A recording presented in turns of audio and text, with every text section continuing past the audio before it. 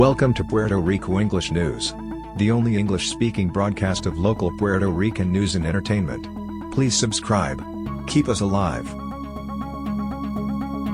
The Federal Bureau of Investigation declared that it has identified Jomar Perez as a fugitive due to the kidnapping of 3 people in the Hippatimo Restaurant that resulted in the murder of the teenager Jesus Francisco Perez.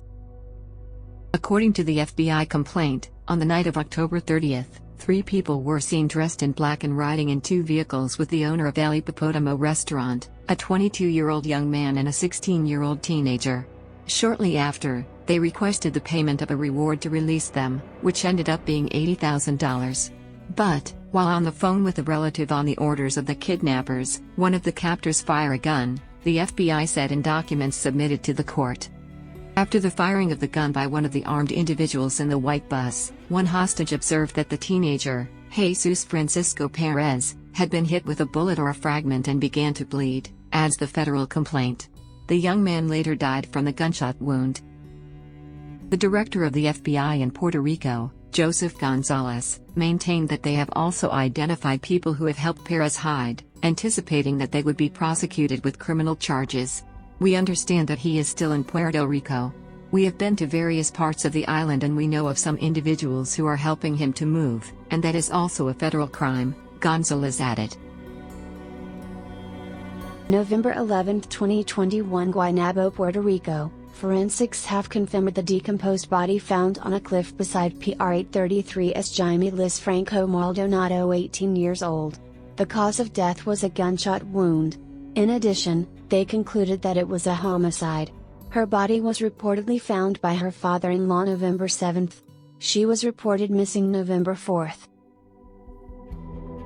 A short distance from where the 18-year-old's body was found, authorities on Tuesday found the body of a young man identified as Jean Carlos Marquez Rosario, 19, a friend of the young woman's boyfriend, and was also reported as missing by relatives. San Juan, Puerto Rico, November 10th. Attorney Jerome Garfer Croley was booked into jail on Thursday night after he failed to post a $120,000 bond set by the San Juan court, the police bureau reported. Judge Brenda Salas Rivera found cause for the arrest of Garfer Croley after prosecutor Irizel Colazo Nazario, of the Specialized Unit for Domestic Violence of the Department of Justice, filed a charge against him under Article 2.8, violation of protection order, of Law 54. His stay in jail will be until the preliminary hearing, the date of which, for now, was not revealed by Justice.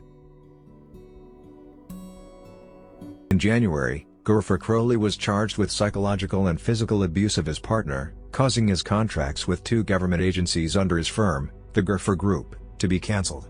The police investigation pointed out that the accused incurred psychological and physical abuse against the victim.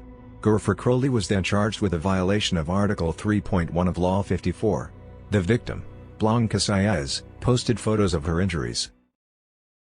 November 12th, the police found 3 bodies abandoned last night in separate scenes in Toa Baja, Caguas and Carolina. According to the police, the 3 incidents are investigated as murders because the bodies had gunshot wounds or trauma.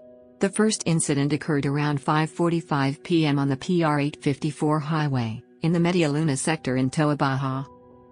After a complaint about an explosion, personnel from the fire department and police officers arrived, who found a totally burned motor vehicle. Inside they found the charred body of a person who so far has not been identified, so he was transferred to the Institute of Forensic Sciences. On the other hand, the scene in Caguas, Puerto Rico was reported at around 7:08 p.m. in front of a fast food restaurant on Dejetau Avenue. There, the lifeless body of Hazim Hamdan Castillo, 23, alias El Gringo, was found. Hamdan Castillo was identified at the crime scene by a relative. The corpse had several bullet wounds in different parts of his body, according to the police. In a separate event, in Carolina, Puerto Rico, an event was reported at around 8:30 p.m. on Cosmo Street, which is located in the Los Angeles neighborhood. According to the police, agents found the body of a lifeless man, who was abandoned in a grassy area. The body of the man, who has not been identified, had multiple gunshot wounds. San Juan, Puerto Rico. San Juan Judge Anthony Cuevas, of the San Juan Court, suspended the warrant for his arrest and entry for civil contempt that he issued against the president and CEO of LUMa Energy, Wayne Stensby, on Wednesday afternoon, November 10. A new guideline emerged after an urgent hearing in which the judge sought to clarify the controversies over the documents required by the House of Representatives from the company that controls the transmission and distribution of electricity in the country. "I am not going to rescind the arrest warrant that I issued. The arrest warrant remains on hold," Cuevas determined. Likewise, he ordered the deputies not to arrest Stensby and to leave the company's premises, as well as the executive's place of residence. The judge determined that the arrest warrant will only be annulled when the parties submit a joint motion informing that the required documents have been delivered. It granted them until next Monday, November 15 at 5 o'clock in the afternoon, to file the joint motion for compliance. LUMa Energy has been plagued by controversy regarding persistent or intermittent blackouts, grid or technology failures and legal non-compliance. Ponce, Puerto Rico, November 10. After almost 5 years of the beginning of the judicial process, a jury found Wilfredo Rivera Mirrero guilty last night, Wednesday, for the murder of the brothers Gabriel and Roberto Carlos Rivera Torres in events that occurred on August 6, 2016 in the Jacatu neighborhood of Santa Isabel, Puerto Rico. The jury found Rivera Mirrero guilty of 2 counts of murder in the first degree and 1 count of carrying and using a firearm without having the corresponding license. According to the investigation, Rivera Mirrero fired multiple shots at the Rivera Torres brothers, both residents of Barranquitas, on the afternoon of August 6, 2016. The bodies of the victims were found at the back of an abandoned residence. Wilfredo Rivera Mirrero could spend up to 150 years in jail. 2 federal hate crime cases advance. The developments arise at a time when the United States Department of Justice will hold a discussion forum in Puerto Rico to prevent these cases. Sean Diaz de Leon and Juan Pagan Bonilla were accused of violating the federal law for the prevention of hate crime in relation to the murders of Serena Angelique Velázquez and Leila Peleas Sanchez, pictured center and right of screen, on April 22, after learning that they were transgender women. According to the FBI complaint, Pagan Bonilla's confession indicates that Diaz de Leon shot both victims and then the bodies were left inside a car that they both set on fire under a bridge in Humacao, Puerto Rico.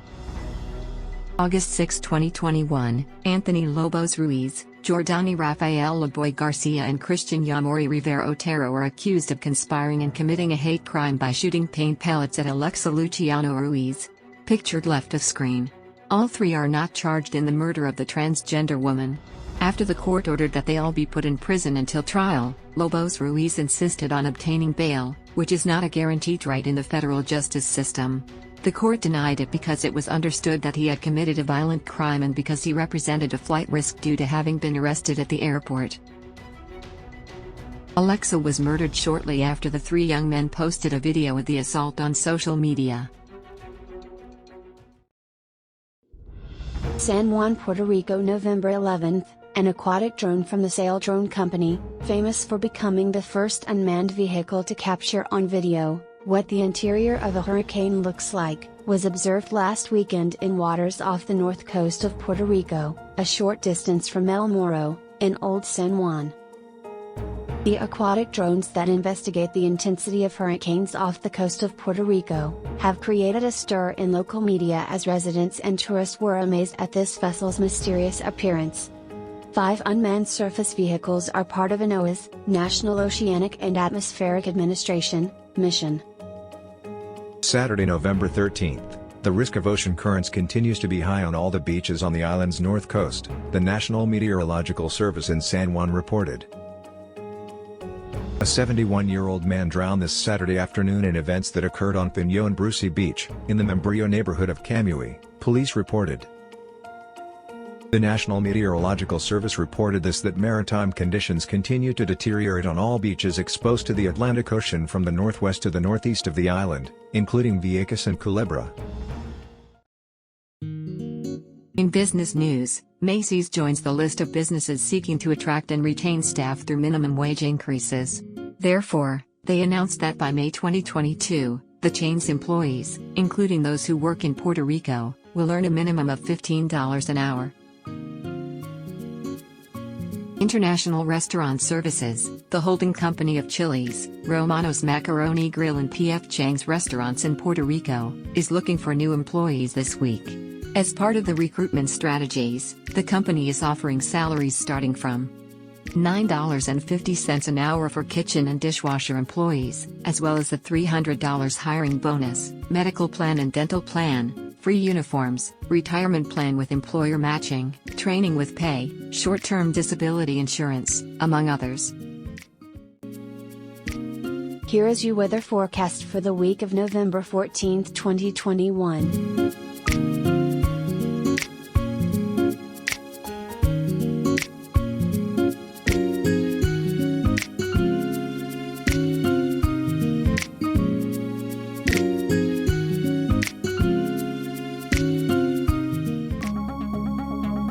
Thanks for watching. Please subscribe. Help us survive.